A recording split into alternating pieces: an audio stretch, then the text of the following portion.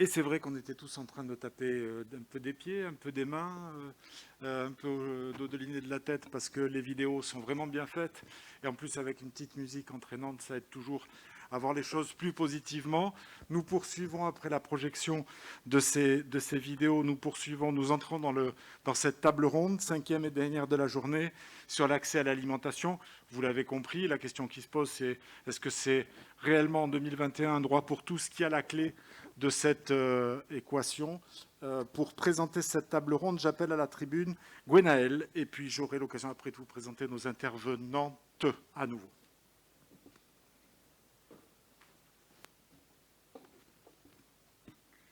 Les initiatives que nous venons de découvrir favorisent à leur échelle l'accès à une alimentation durable pour tous, en particulier pour les personnes les plus précaires. Elles vont au-delà de la fonction nourricière de l'alimentation, qui est souvent un prétexte pour créer des espaces de convivialité, d'entraide et d'émancipation. De plus, ces nouvelles formes de solidarité mettent les citoyens au cœur de la démarche et actionnent différents leviers. Par exemple, comme vous avez pu le voir, les prix différenciés à l'Esperluette ou le système de gratuité mis en place par l'association En Chantier sont rendus possibles grâce à la mixité sociale. Ensuite, la participation au sein d'une action collective permet à chacun de mobiliser ses ressources, favorise la création de liens sociaux et développe le pouvoir d'agir des personnes. Nous avons pu le voir par exemple avec le dépôt au Canada, où les participants au club de justice sociale témoignent, échangent et débattent sur des sujets tels que l'insécurité alimentaire ou la pauvreté. Ces projets sont aussi autant d'opportunités pour sensibiliser à une alimentation durable, comme par exemple à travers l'organisation de chantiers participatifs sur la ferme Capri à Marseille. Il y a beaucoup d'initiatives qui émergent dans le contexte actuel et le moment est donc propice à discuter des facteurs clés de leur réussite. Il semble en tout cas important qu'elles soient ancrées localement et appropriées par les habitants, mais elles poussent aussi à nous interroger. Les initiatives ont-elles besoin d'être structurées pour être pérennes ? Comment les politiques publiques peuvent-elles s'emparer de ce sujet pour garantir un droit à l'alimentation durable pour tous ? Ce sont donc tous ces sujets qui seront abordés lors de la table ronde qui suivra.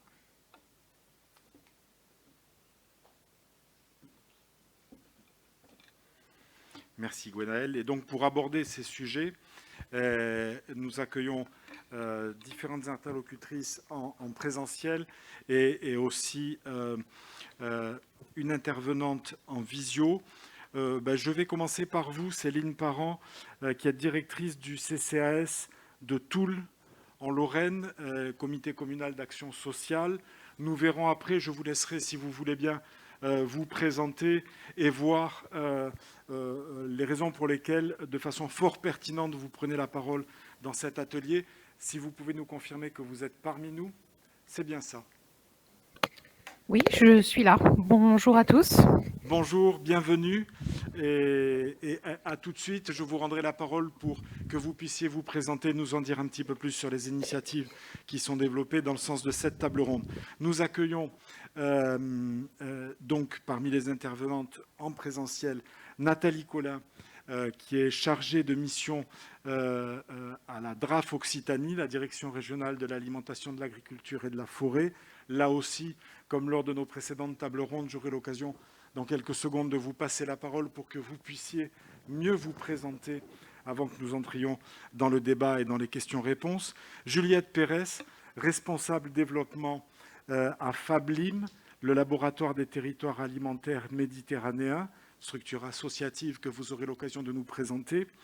Et Marie Massard, qui était avec nous ce matin, adjointe au maire de la ville de Montpellier, présidente du marché d'intérêt national, le MIN, le marché gare, mais là c'est plutôt au titre de votre délégation que vous prendrez la parole pour développer les initiatives qui sont conduites à Montpellier.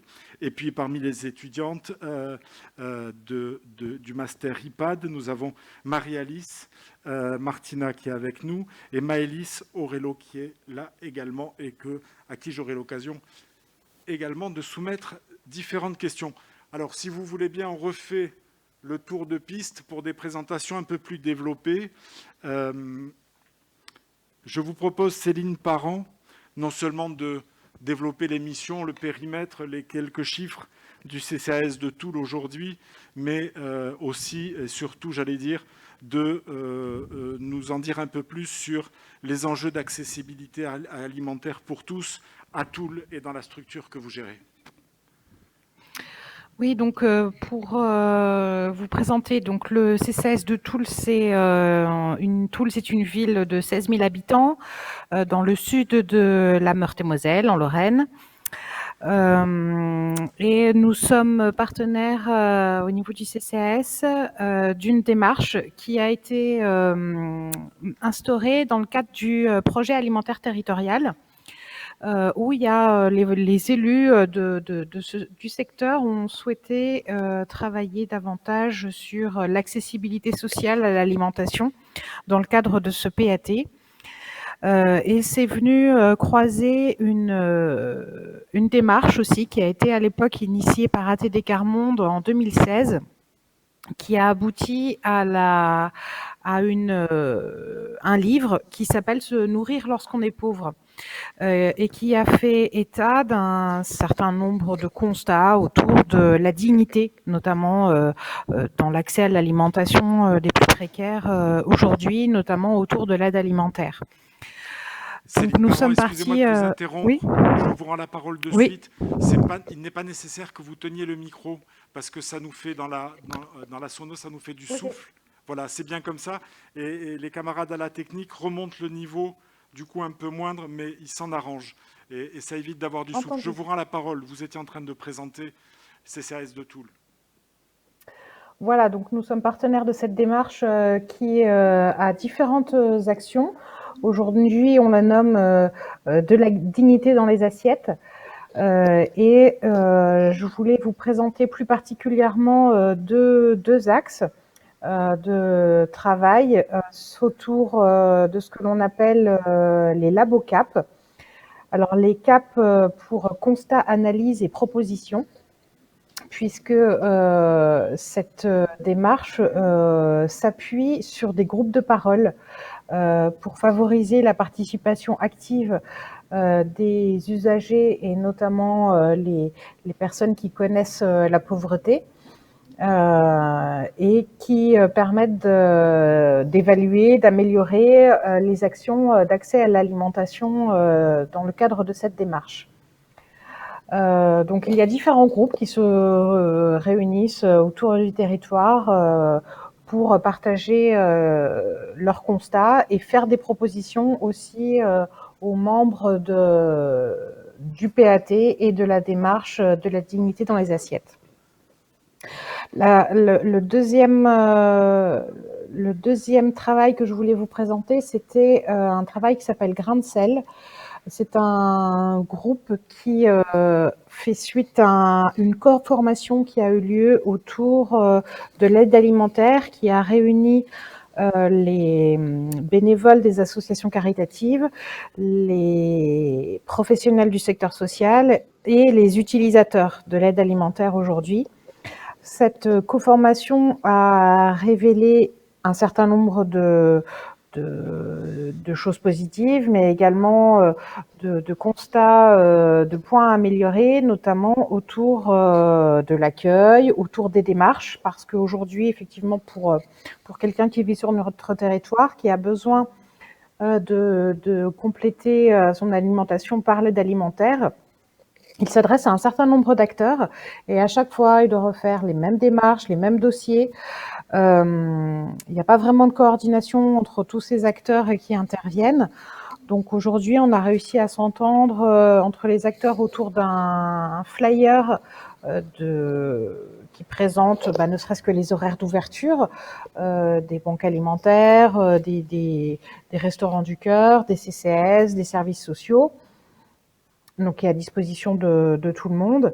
Et en ce moment, on est en train de travailler à une fiche de liaison commune entre ces différents acteurs pour simplifier les démarches, pour éviter aux personnes de toujours devoir répéter leur situation, leur vécu, et devoir se justifier sur leur difficulté à remplir le frigo. Ce qui est aujourd'hui vécu pour les utilisateurs, vécu comme cela. On a pas du tout le même vécu, par exemple, par rapport à l'accès à l'aide au logement, où aujourd'hui, l'aide au logement, énormément de Français en bénéficient.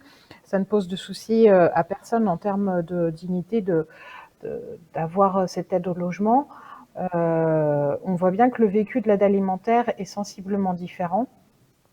On a également dans ce groupe Grain de Sel, puisqu'on parlait de la qualité aussi des produits, on a pu faire des séances de dégustation des produits des fonds européens de la Banque alimentaire, voilà, pour tester ensemble les produits qui étaient fabriqués pour l'aide alimentaire et donnés aux banques alimentaires, notamment de notre territoire.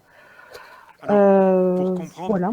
pour comprendre la démarche, Céline Parent, Oui. au CCAS de Toul, de la dignité dans les assiettes concerne environ combien de personnes, et l'initiative Grain de Sel, qui est donc l'action plus conjuguée de différentes structures, combien concerne-t-elle de son côté et combien concerne-t-elle de personnes à peu près? Alors potentiellement, c'est une démarche, si vous voulez, de changement de pratique professionnelle, à la fois pour les bénévoles et les professionnels. Donc là, aujourd'hui, on est plutôt en train de poser des rails d'un train.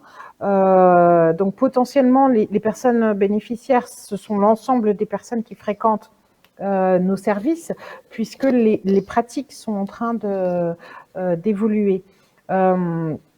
On a également dans cette démarche fait des groupements d'achat où on a oui, une centaine de familles qui ont pu en bénéficier pour plus d'une tonne de légumes. Si vous voulez des chiffres très, très précis, Non, voilà, on une pourra vous centaine les de redonner familles, plus c'est tard. pour donner un ordre d'idée. Hein. Ouais. Vous imaginez qu'après, je poserai la question à Marie Massard sur la ville de Montpellier pour savoir quelles sont les initiatives comparables. Bien sûr, l'idée est de reproduire les bonnes pratiques et celles qui marchent. Après, je pense que la ville de Montpellier n'a pas attendu cette journée du 1er avril 2021 pour s'organiser, s'équiper dans ce domaine, pas plus que les associations qui sont là. Mais c'est pour savoir en termes de proportion et de, j'allais dire de masse, mais le terme est impropre parce qu'on parle d'hommes et de femmes et d'êtres humains, mais dans les proportions des chiffres. Ok, une centaine de familles. C'est des démarches que vous avez engagées quand, Céline Parent? Ça a l'air assez récent. Alors non pas l'activité du CCAS de Toul, mais de la dignité dans les assiettes, Grain de Sel. Grain de Sel, la co-formation, c'était en 2018. Donc on a réellement démarré en 2019. Bien évidemment, malheureusement, on a eu un temps de pause l'année dernière. Voilà, pour les raisons que vous savez, comme beaucoup de choses. Là, on est en train de réactiver, de reprendre contact parce qu'on a beaucoup de bénévoles qui ont, voilà, dans le Grand Est, on a été très touchés par le Covid, donc on a pas mal de bénévoles qui ont été mis sur le carreau du fait de l'épidémie, soit parce qu'ils étaient malades, soit parce qu'ils étaient cas contact, etc. Donc c'est vrai qu'il y a eu toute une période assez difficile pour Grain de Sel. Je pense qu'il faut surtout retenir, c'est qu'on on a l'ambition en fait de changer les pratiques par un changement de paradigme. C'est surtout ça, et c'est un petit peu ça que j'essaye d'expliquer aux financeurs qui veulent des résultats toujours immédiats. Là, quand on fait part de tous ces constats en termes d'accueil, en termes de pratiques professionnelles, de pratiques de bénévoles, on sait que ça va être très très long de changer ces pratiques. Donc, et c'est pour ça qu'on s'appuie d'ailleurs dans le cadre de cette démarche sur une charte avec un certain nombre de principes qui accompagnent chacune des actions issues de la démarche. Une charte de 11 principes. Je ne vais pas vous en faire la lecture là, mais on pourra vous donner toutes les infos par la suite si vous le souhaitez. Effectivement, pas pour en avoir la lecture, mais pour nous dire quelles sont vos sources, si elles sont communicables. C'est toujours intéressant en termes de reproduction, de reproductibilité, de méthodes qui fonctionnent. Toujours intéressant de savoir est-ce que c'est une charte que vous avez mise en place entre les différents intervenants de cette organisation, ou est-ce que vous vous êtes inspiré d'autres sources? Non, c'est vraiment une charte qui a été rédigée par le collectif. en fonction de principes fondamentaux qu'on souhaitait partager. Donc, voilà, autour notamment de 4 valeurs, qui est l'accès digne, l'accès durable et la notion d'alimentation de qualité, en permettant l'inclusion sociale et citoyenne de tous. Voilà, c'est un peu les 4 grandes valeurs partagées. Ensuite, il y a une déclinaison sur 11 principes où voilà, chaque action qui souhaite travailler autour de l'accès à l'alimentation, on propose de travailler autour de cette charte. Ce qui nous permet aussi, quand il y a des idées de mettre en place, de pas trop s'éloigner de nos intentions de départ. Puisque voilà, comme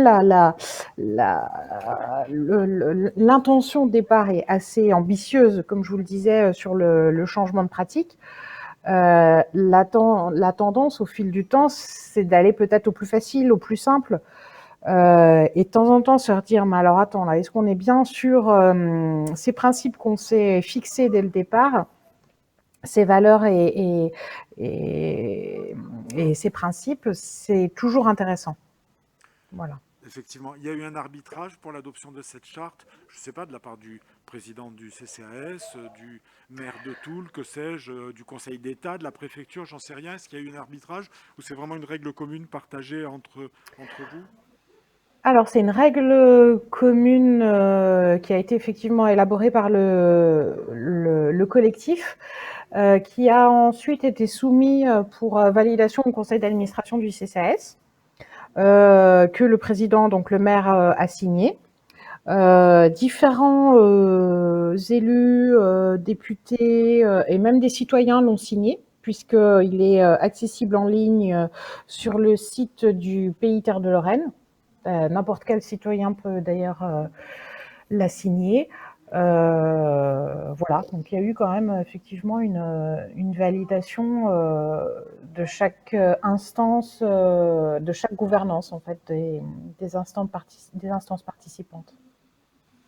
Merci pour cette présentation complète, Céline Parent, et cette initiative solidaire. Alors du coup, on se rapproche. On n'arrive pas encore à Montpellier, Marie Massard, mais on va s'arrêter un petit peu et un petit peu plus pour le moment sur Marseille, avec la présentation que je demande à Juliette Pérez de Fablim, de ce contexte associatif, laboratoire des territoires alimentaires méditerranéens, et notamment un projet de mutualisation logistique d'approvisionnement alimentaire urbaine à Marseille, que vous allez nous présenter, avec le double enjeu de la restauration et de l'aide alimentaire et des quartiers prioritaires.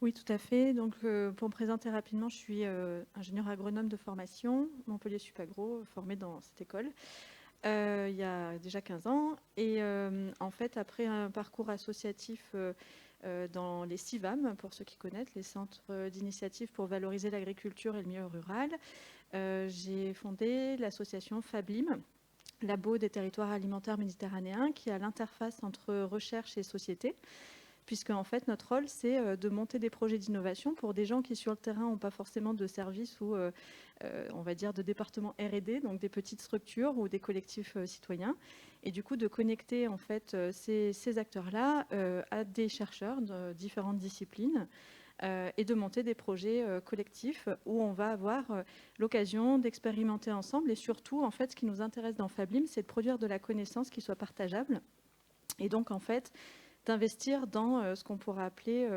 en fait, le design des savoirs, pour faire en sorte de passer de la connaissance à l'action, en rendant accessibles les expériences des uns et des autres à différents territoires qui se posent les mêmes questions. Voilà. Donc il faut savoir que Fablim intervient sur le pourtour méditerranéen français, donc en fait sur Occitanie et région PACA. Et en l'occurrence, sur Marseille, on a un projet dont je voulais parler qui fait écho à plusieurs choses qui se sont vues dans les vidéos et qui se sont dites jusqu'à présent. C'est un projet de mutualisation logistique pour favoriser l'approvisionnement alimentaire urbain. Et il faut savoir que Marseille, je ne sais pas si vous vous représentez, donc il y a le Vieux-Port et Quartier-Nord, pour faire simple, et toute la ville au milieu. C'est un peu la vision qu'on en a quand on connaît moyennement à Montpellier, hein, voilà, le Vieux-Port et les Quartiers-Nord. Mais en fait, le vélodrome, mais bon. Voilà, un petit peu, une circulation difficile. Mais en gros, bref, quand on fait le tour de Marseille, il faut savoir qu'on peut placer à l'intérieur la ville de Paris, la ville de Lyon. Donc c'est une ville qui est particulièrement grande en superficie et particulièrement bouchonnée parce qu'il y a différentes contraintes, on va dire, spatiales. Et en fait, Marseille vient d'être reconnue, donc tout le centre-ville qui est assez grand, vient d'être reconnu en zone à faible émission de CO2. Et donc en fait, il y a des contraintes de circulation qui sont plus fortes et qui deviendront encore plus fortes dans les années à venir. Et donc en fait, avec un collectif de structures de l'économie sociale et solidaire, on s'est vraiment posé la question de se dire mais comment est-ce qu'on va organiser demain les déplacements, tout en sachant qu'aujourd'hui, on a tous des camions pour transporter des marchandises alimentaires, mais qui sont globalement occupés 2 à 3 heures dans la journée et qui voyagent souvent trajet aller ou trajet au retour à vide et qui sont rarement pleins. Donc on s'est dit il y aurait vraiment un intérêt à mutualiser. Et à la base, l'intention, elle était vraiment de mutualiser entre un petit pool de structures. Mais très vite, on s'est dit, mais ça n'a pas de sens en fait. Ce qu'on veut monter, c'est plus un projet de territoire que réellement une solution 2 à 2, 3 à 3. Et donc en fait, on est parti de ce travail initial qui a été de diagnostiquer en fait les besoins logistiques d'un pool de structures à une vraie démarche de territoire où on communique finalement sur ce qu'on a l'intention de monter en agrégeant finalement différentes volontés. Et c'est là qu'on s'est aperçu de quelque chose de super intéressant, c'est que finalement, autour de cet enjeu de la logistique, en fait, on cristallisait vachement de besoins, aussi bien des besoins des acteurs de l'aide alimentaire, on va dire d'urgence, que des acteurs des circuits courts et de proximité, voire même des petites structures déjà qui sont dans la logistique, mais pour qui c'est très fastidieux de rentrer en centre-ville. Et donc, du coup, en fait, on a comme ça, petit à petit, de proche en proche, construit un vrai collectif. Aujourd'hui, il y a 8 structures. On a fondé une association. Et notre enjeu, ça va être d'organiser un vrai maillage qui part donc du 15e arrondissement, quartier nord, avec une halle où on fait la réception de commandes, du stockage en froid à température ambiante et de la préparation plus fine de commandes, pour ensuite, après, livrer des groupements d'achat, des restaurants et des épiceries dans Marseille. Mais si on passe par la ZFE, donc on a un relais à vélo boulevard des Dames dans le 2e, qui permet finalement en fait d'accéder à des endroits où on ne pourrait pas s'arrêter pour livrer ou des endroits où on pourrait tout simplement pas bien circuler, avec donc des vélos cargo, des petites tirettes. En fait, c'est très bien fait. Maintenant, on peut avoir une espèce de carriole avec une palette de 300 kg attelée à un vélo. Ça se fait très bien. On passe comme ça en ville et c'est très pratique. Voilà. Donc du coup, en fait, on a imaginé ce maillage. Là, on est en phase de test. C'est quelque chose qui pourra peut-être intéresser des gens. Et si vous me donnez, mon mail est accessible sur notre site fablim.org. Si vous me donnez votre contact, je vous inviterai le 15 avril après-midi à la restitution d'un gros hackathon avec 70 étudiants de l'Université d'Aix-Marseille qui vont faire de l'idéation sur comment mettre en place un modèle économique un peu digital autour du tracking de ces produits dans la ville. Et en fait, il y a un vrai enjeu autour de tout ça. Et surtout, l'enjeu, je ne l'ai pas précisé, mais c'est important d'en parler parce qu'on est en plein dans le sujet de la table ronde, c'est qu'on arrive à équilibrer aussi bien les besoins de la ville avec ses habitants, on va dire, en capacité de payer leur panier gourmand, que en fait, des habitants des quartiers prioritaires. Et Marseille concentre, en termes de chiffres, je crois avoir vu récemment la moitié en fait, de la population des quartiers prioritaires de la région PACA, donc c'est énorme. Avec donc l'enjeu également de faire accéder l'alimentation à ces quartiers, à ces populations-là. Donc en fait, un de nos partenaires, Pain et Partage, est en train de répliquer le réseau VRAC dans plusieurs quartiers prioritaires de Marseille. Et donc du coup, nous, on est dans cet équilibre à trouver entre justement un modèle économique des circuits traditionnels et un modèle économique des circuits de l'aide alimentaire, mais plutôt... Là, on est plutôt sur du public VRAC travailleurs pauvres. Et après, je sais qu'en parallèle se monte une plateforme de la grande précarité. Donc, on va essayer de voir comment on articule les deux projets. Voilà. Je pourrais en parler des heures, mais bon, en tout cas, je sais que si les gens m'ont mail, on m'a vachement sollicité suite à une table ronde à la Fondation Carasso. Et donc, j'ai régulièrement des sollicitations, puisque la question logistique urbaine est une vraie problématique pour la ville de demain. Voilà. Oui, la Fondation qui est également partenaire de cette journée. Des heures peut-être pas, mais en tout cas, l'initiative que vous présentez est extrêmement intéressante, complémentaire des informations concernant le CCAS de Toul. J'entends, on a bien compris que l'aspect collaboratif, solidaire et communautaire qui a été à plusieurs reprises développée depuis ce matin est une clé sérieuse, ou en tout cas une façon de lever des freins quelquefois un peu stupides, mais vraiment une piste à développer. Alors, le cœur historique de Marseille en termes de surface par rapport à l'écusson de Montpellier, on n'est pas tout à fait sur les mêmes gabarits. Nous le savons, c'est clair. Marie Massard le sait encore mieux que nous, mais au-delà des périmètres de vieilles villes et de villes alentours, c'est intéressant, Marie Massard, adjointe au maire de Montpellier, que vous puissiez un peu nous lister quels sont du côté de la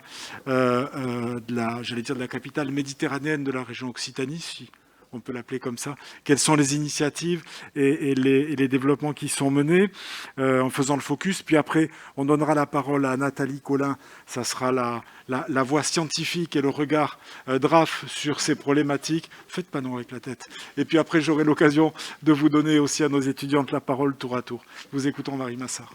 Donc effectivement, je suis adjointe au maire, déléguée à la politique alimentaire et l'agriculture urbaine, et également présidente du MIN. Donc c'est une délégation qui me permet d'avoir un volet très large et de pouvoir toucher un certain nombre d'aspects, notamment sur la précarité alimentaire. Marché international, national. Pardon ? Oui, pardon, le MIN, le marché d'intérêt national. Marché gare de Montpellier. Donc à Montpellier, l'essentiel de ma délégation, c'est la gestion de la restauration scolaire, puisqu'on est en gestion directe, avec 15 000 repas par jour. Je travaille également sur la précarité alimentaire, notamment avec le CCAS et sur d'autres actions en lien avec l'alimentation.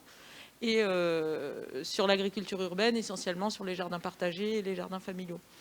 Les actions qui ont été mises en place, c'est vrai que c'est un axe fort de la politique qu'on souhaite mener sur ce mandat, la question de la précarité alimentaire et de la qualité de l'alimentation qu'on peut proposer aux personnes les plus précaires, parce que malheureusement, c'est vrai qu'on voit souvent des personnes qui se nourrissent avec, on va dire, pour caricaturer, les restes de la grande distribution qui ne sont pas forcément des produits de très grande qualité. Donc on souhaite vraiment travailler cet axe-là, et on y travaille de plusieurs manières. Déjà, au niveau de la cantine scolaire, donc les tarifs vont entre 50 centimes et 4,95 €. On a mis en place cette année un tarif à 50 centimes pour les familles monoparentales bénéficiaires du RSA pour rendre l'accès à la cantine plus facile. On sait que parfois, même si les tarifs même si les prix sont faibles, ça peut parfois être un frein à l'accès à la restauration. Donc ça permet également aux enfants d'avoir un repas équilibré. Pour certains enfants, c'est le seul repas de la journée ou le seul repas équilibré de la journée. Donc rien que cette manière-là, c'est déjà une manière d'aider sur l'aide alimentaire. Plus de 50% des enfants inscrits ont un tarif à moins de 2 €, donc avec des familles avec des revenus très, très faibles, très modestes.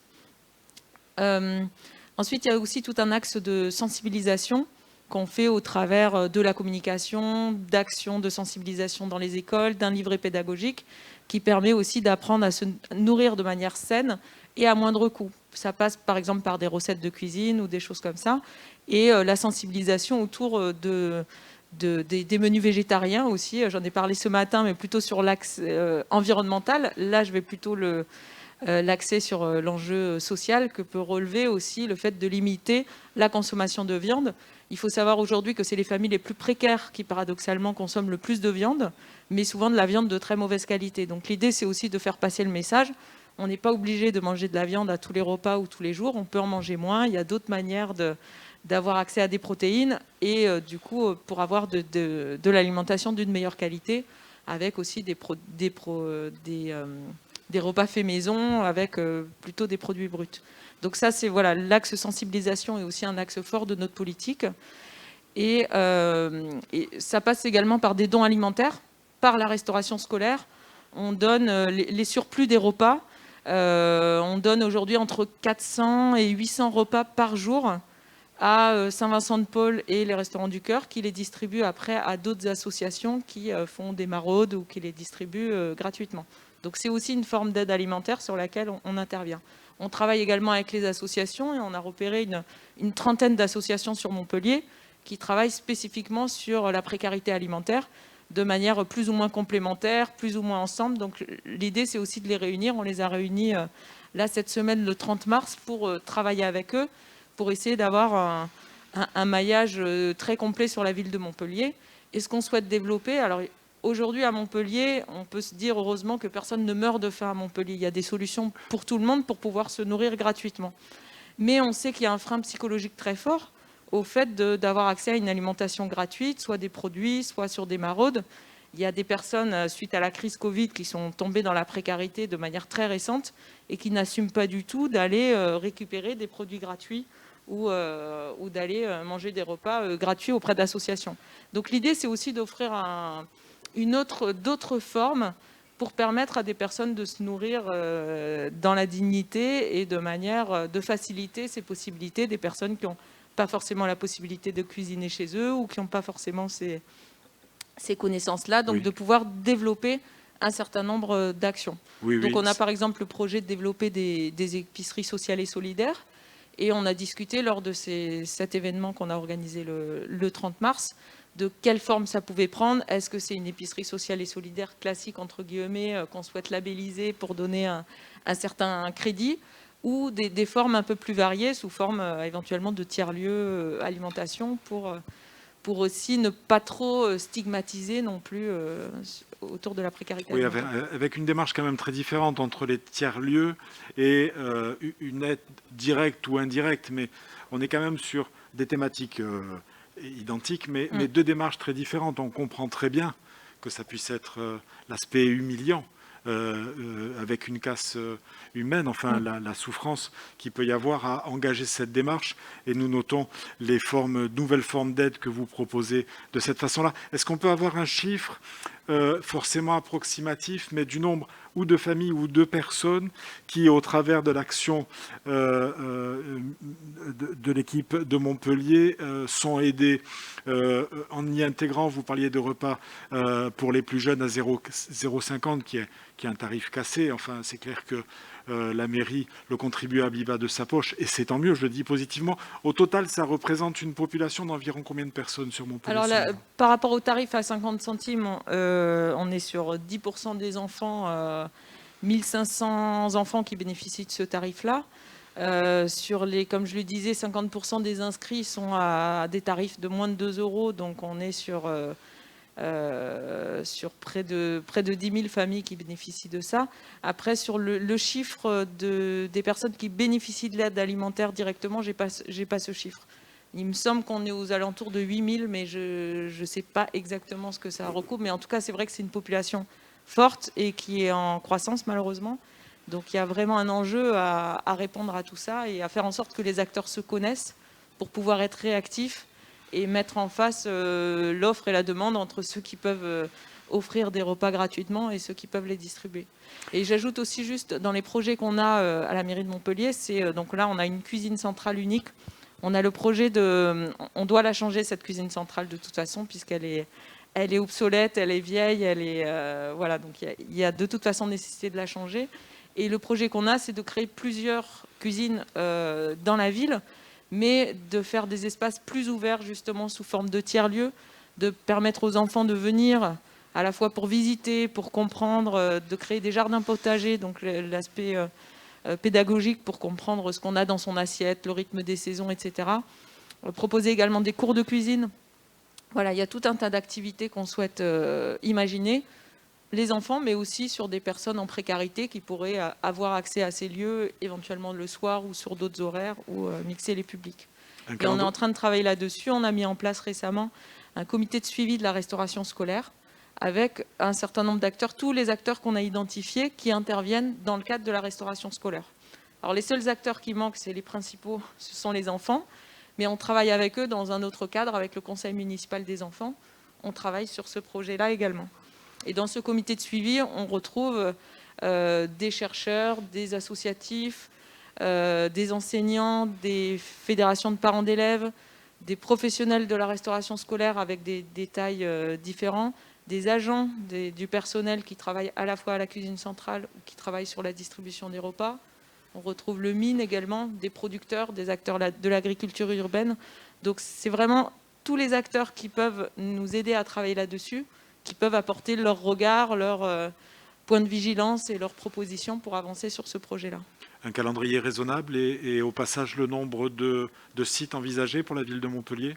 Alors on est en train d'y travailler, on a fait appel à un bureau d'études et là c'est tout frais, donc c'est cette Oui, mais semaine que ça juste doit... une première tendance. Promis, ça sortira pas d'Occitanie. Je sais pas, je pourrais pas vous dire, mais on sera sans doute autour d'une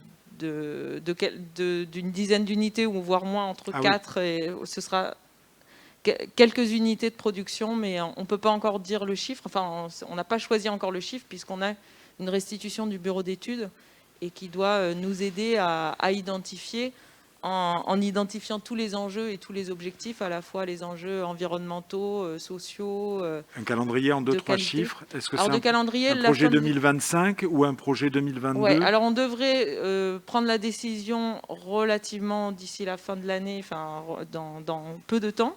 Et les constructions, ça va être sur beaucoup de temps, hein. On sera plutôt sur une décennie, ce sera plus que le mandat, mais les premières constructions seront sans doute vers 2025 ou 2026, avec la construction également d'une base logistique qui pourrait être construite sur le mine pour pouvoir continuer à travailler avec les producteurs locaux aussi, cet enjeu dont je parlais ce matin, de travailler vraiment avec le local. Donc voilà, sur le calendrier, la décision, ce sera très prochainement, et la construction, ce sera sur la décennie qui vient. On apprend plein de choses, c'est magnifique. Nathalie Collin, si nous pouvons vous demander donc de la DRAF Occitanie, Direction régionale de l'alimentation, de l'agriculture et de la forêt, et chargée de mission agriculture bio et SICO. Alors, si d'abord, nous pouvons vous demander de préciser un petit peu cet acronyme et puis savoir quel est votre regard sur ces différentes initiatives, un peu comme étant la voie de la recherche, des études. Quelles sont les études qui sont menées actuellement par la DRAF et quelle est l'approche que vous avez sur ces initiatives à Toul, à Marseille, à Montpellier? Donc, bonjour à tous, donc Nathalie Collin, je suis chargée de mission donc agriculture biologique et SICO, et donc derrière ce terme un peu barbare en fait se cache, on en a parlé dans la table ronde juste avant, des labels qui sont sur les étiquettes et qui sont tous les signes d'identification de la qualité et de l'origine, label rouge, AOC, IGP, qui sont souvent ceux les mieux reconnus par les consommateurs, qui sont à la fois la preuve d'un cahier des charges mieux disant, d'une qualité organoleptique des produits supérieure, et puis aussi d'une rémunération plus intéressante des producteurs. Donc je suis aussi à cette table ronde, pas tant au titre de ma mission sur la transition agroécologique que à ma participation à la dynamique autour des projets alimentaires de territoire, qui est une autre politique publique que porte le ministère de l'Alimentation et de l'Agriculture depuis les années 2010. Donc, il y a une politique publique qui a permis d'avoir un cadrage qui a laissé beaucoup de liberté pour traiter des questions de l'alimentation, puisque l'alimentation, c'est une porte d'entrée très, très large.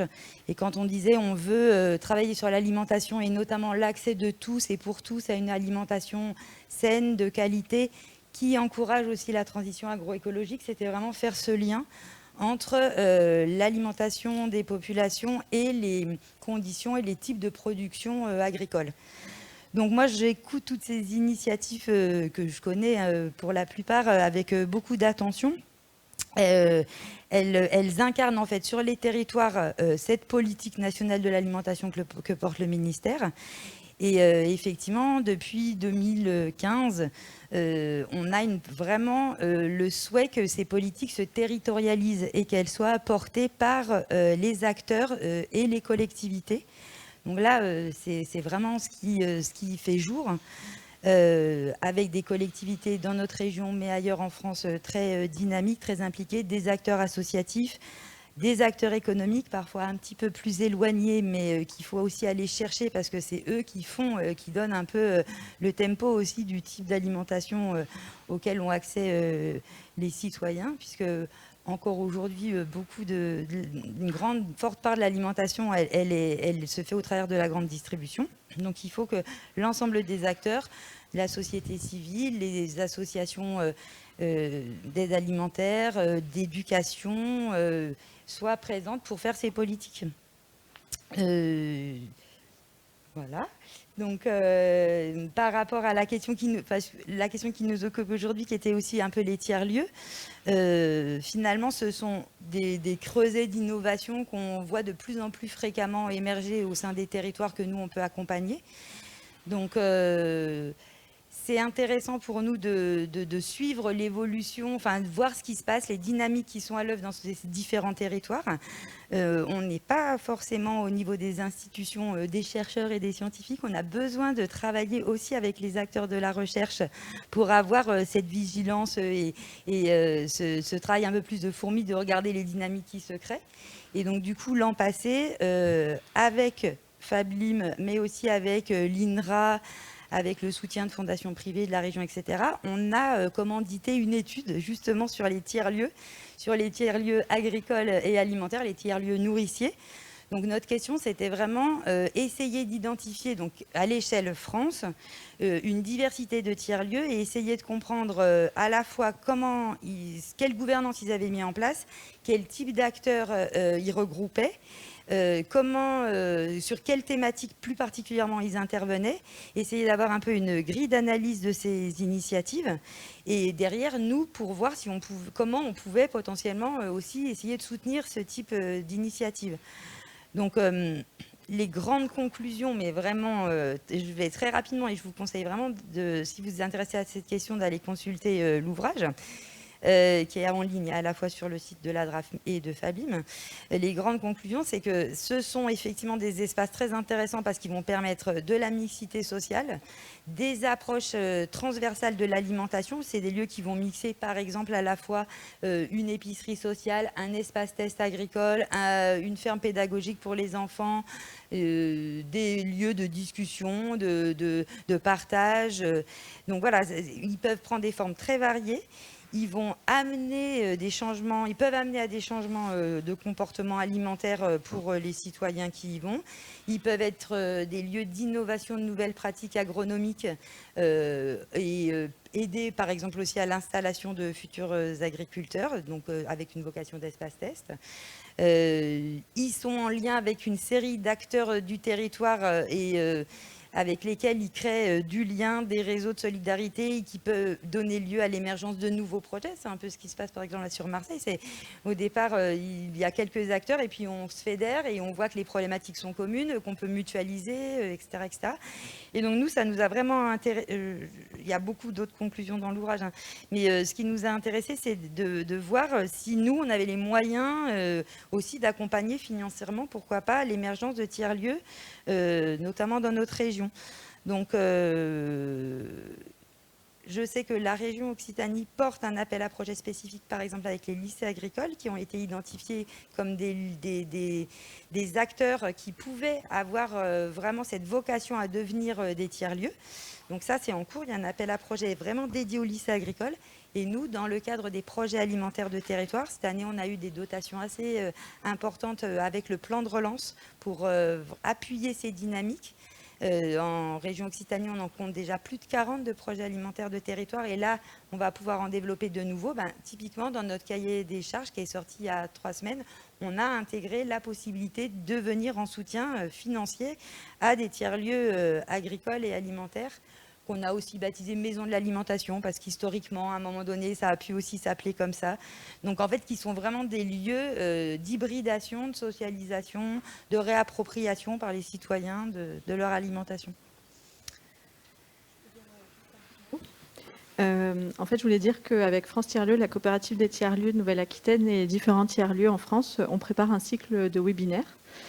Bien sûr, la DRAF Occitanie et Montpellier Supagro via la chaire Agrostis sont partenaires. Et en fait, et bien sûr l'INRA. Et donc en fait, on a identifié 7 thématiques qui nous semblent correspondre, d'après les enquêtes qu'on a menées, aux questions fréquentes que se posent les tiers-lieux en émergence ou en tout cas les tiers-lieux dans leur processus de construction. Et donc ce cycle de webinaire va bientôt sortir. Donc si vous êtes intéressés pour avoir l'information du programme, des modalités d'inscription, etc., sur le site internet de Fablim, fablim.org/tiers-lieu-nourricier au pluriel, vous avez un petit formulaire de contact.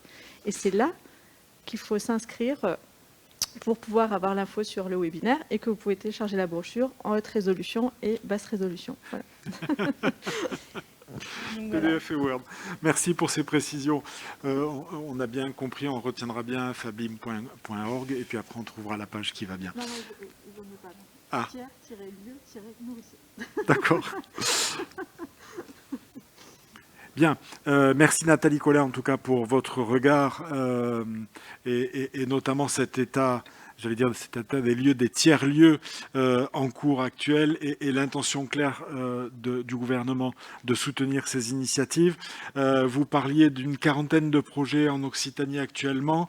Pour ceux qui sont de votre périmètre dans le domaine de l'alimentation durable et de ce type d'accompagnement, quels sont les 2-3 projets qui vous paraissent les plus marquants actuellement, soit parce qu'ils surgissent, soit parce qu'ils commencent à prendre de la corpulence ou ils vont aboutir prochainement. Les 2-3 exemples les plus parlants. Alors, je parlais de 40 projets de projets alimentaires territoriaux, qui sont vraiment des projets portés dans notre région. C'est essentiellement par des collectivités. Par exemple, la métropole de Montpellier, typiquement, porte un projet alimentaire de territoire. Un projet alimentaire de territoire, c'est vraiment une façon d'aborder l'alimentation dans toutes ses dimensions et toute sa transversalité. C'est se questionner à la fois sur le foncier, l'artificialisation des sols, l'accès de tous à une bonne alimentation, l'éducation, l'encouragement à la transition agroécologique, l'aide alimentaire. Voilà, le projet alimentaire, c'est vraiment une approche très très globale et vous dans laquelle il peut y avoir... Et vous parlez là d'autre chose, d'un autre projet que la cuisine centrale décentralisée qu'évoquait Marie Massard tout à l'heure. Qui pourra tout à fait être intégré aussi dans le projet alimentaire plus global de la collectivité, qui peut l'être. Mais, et c'est au sein de ces projets alimentaires de territoire qu'on voit émerger des tiers-lieux et des propositions de tiers-lieux. Donc typiquement, je ne peux pas vous citer précisément encore d'exemples, on n'a pas tout à fait reçu encore les dossiers, on vient de lancer l'appel à projet. Mais on sait que par exemple des espaces tests qui classiquement étaient plutôt à vocation d'accueil de futurs agriculteurs ont envie aujourd'hui de s'ouvrir à d'autres dimensions, par exemple monter sur leur lieu une épicerie sociale ou monter une petite boutique de producteurs, avoir une petite parcelle de démonstration qui sera aussi un espace de démonstration aux citoyens, etc. Donc voilà, ce qu'on voit émerger, c'est ça, c'est des lieux plus hybrides avec des approches plus mixées et plus global.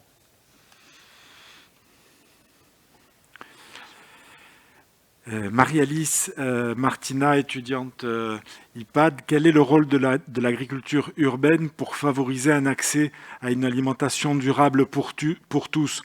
La question a l'air un peu iconoclaste, peut-être même un peu déplacée, parce que l'agriculture urbaine, pour pousser une alimentation durable pour tous, c'est l'éléphant et la souris qui courent dans le désert, mais peut-être à y regarder de plus près, comme nous montrait tout à l'heure la vidéo sur Capri à Marseille. Il y a lieu de reconsidérer, pas simplement de l'ordre des éléments de langage, mais des réalités qui sont un peu différentes. Parlez-nous-en, s'il vous plaît. Oui, donc il existe différents types d'agriculture urbaine, comme le définit l'Agence de la transition écologique, l'ADEME, en définit 3 grands ensembles. L'agriculture servicielle, c'est comme de l'éco-pâturage en ville. On a l'agriculture non professionnelle, comme les jardins partagés ou alors les jardins privés, les balcons. Et l'agriculture professionnelle, qui là va être l'agriculture urbaine professionnelle, qui va être l'agriculture périurbaine des agriculteurs aux alentours des villes, et l'agriculture technologique avec les fermes verticales. Et on va aussi avoir l'agriculture sociale et solidaire. Et c'est cette agriculture urbaine-là sur laquelle je voudrais vous parler. Donc la ferme Capri, elle ne rentre pas forcément dans une de ces cases, mais elle va plus loin que dans la définition, enfin elle va plus loin que la production agricole. Elle souhaite favoriser un accès géographique à l'alimentation en s'installant dans un désert alimentaire, c'est-à-dire dans un territoire où il n'y a pas un accès à une alimentation saine et durable. Elle souhaite aussi favoriser un accès financier en mettant en place des tarifs pour que les habitants des quartiers avoisinants puissent acheter la production de la ferme. Il y a aussi favoriser un accès à la connaissance, c'est-à-dire à donner plus de valeur à l'alimentation pour les gens. Donc organiser par exemple des ateliers, des chantiers participatifs avec des habitants des cités avoisinantes pour montrer comment on produit l'alimentation, voir l'évolution de la ferme au fil des saisons et se rapprocher un peu plus de ces questions d'alimentation saine et durable. Et aussi, bien sûr, il y a la fonction sociale de la ferme urbaine Capri, où là, on va être... par exemple, j'ai rencontré une médiatrice sociale qui me disait que face à la terre, on est tous égaux. Donc, ça permet aussi de casser ces barrières sociales et donc de favoriser un accès à une alimentation saine et durable. Ouais. Merci de votre éclairage, Marie-Alice. Maëlys, une question pour vous concernant spécifiquement la précarité alimentaire que nous avons évoquée à plusieurs reprises dans cette table ronde. Actuellement, quels sont les dispositifs pour lutter contre cette précarité alimentaire? On entend souvent parler de la banque alimentaire, de différents dispositifs d'aide, Toul, Marseille, Montpellier. Si vous pouvez nous résumer les différents dispositifs et pourquoi ça ne répond que partiellement, selon vous, à l'accès à l'alimentation durable pour tous, en lien avec ce qui a été dit, et peut-être pouvez-vous demander des compléments d'intervention, des compléments d'information à nos intervenantes. Oui, en fait, je pense que c'est intéressant de remettre tout ce qu'on a dit un peu dans le contexte aussi de l'aide alimentaire. Finalement, on a beaucoup parlé de tiers-lieux et d'autres initiatives à Marseille, par exemple, qui essaient d'inventer une nouvelle façon d'apporter l'accès, de donner l'accès à l'alimentation à tout le monde. Et c'est ce qu'on voit aussi dans les vidéos qu'on vous a présentées avant la table ronde. Mais en France, le premier dispositif pour lutter contre la précarité, c'est l'aide alimentaire. En 2018, il y avait presque 6 millions de Français qui étaient bénéficiaires de l'aide alimentaire et ça a beaucoup augmenté, notamment au cours des derniers mois, dans le contexte qu'on connaît. Et donc c'est un dispositif qui est à l'origine surtout un dispositif d'aide d'urgence, mais en fait on s'aperçoit que les personnes y ont recours plutôt dans la durée. Donc c'est un dispositif qui est absolument nécessaire et indispensable pour beaucoup de familles. Ça n'empêche qu'il est traversé par pas mal de questionnements et c'est pour ça qu'il y a du coup des initiatives un peu différentes qui émergent. Donc des enjeux qui traversent l'aide alimentaire, ça va être par exemple les enjeux sur la qualité des produits, on en a parlé tout à l'heure, qui sont proposés, puisque en France, il a été le choix a été fait de faire un parallèle entre l'aide alimentaire et la lutte contre le gaspillage alimentaire. Ça veut dire que les entreprises et la grande distribution sont obligés de donner leurs invendus ou leurs produits en fin de vie à l'aide alimentaire. Donc, il en résulte que les produits qui sont distribués au Resto du Cœur, aux banques alimentaires, c'est des produits qui ne sont pas toujours de toute fraîcheur ou qui sont pas, qui peuvent avoir des petits, qui sont pas toujours, qui présentent des problèmes de qualité. Et le fait que ce soit des dons aussi, ça rend les choses imprévisibles pour les associations d'aide alimentaire pour anticiper ce qu'elles vont pouvoir distribuer à leurs bénéficiaires. Et donc dans les exemples qu'on a vus, par exemple dans les vidéos, dans celle de l'Esperluette par exemple, où ils ont un groupement d'achat, ce qui fait qu'en fait les personnes, les habitants du quartier font des commandes groupées directement auprès des maraîchers locaux qu'ils ont eux-mêmes choisis et du coup ils permettent de contrôler, ça permet de contrôler la qualité des produits qu'ils achètent. Il y a un autre enjeu de l'aide alimentaire qui est celui de la dignité des personnes. On en a parlé aussi notamment avec Madame Parent sur Terre de Lorraine, puisque l'aide alimentaire, c'est par définition de l'assistance. Ça veut dire qu'on est dans un rapport de bénévoles et de bénéficiaires. À l'inverse des initiatives qu'on a pu voir notamment dans nos vidéos, où ils essayent plutôt d'avoir des approches pas descendantes, mais plutôt de responsabilisation des personnes qui vont faire les choses par elles-mêmes. L'idée, c'est d'augmenter leur pouvoir d'agir, leur empowerment, comme l'explique Louise dans sa vidéo sur le dépôt à Montréal. Donc voilà, donc c'est une autre façon de concevoir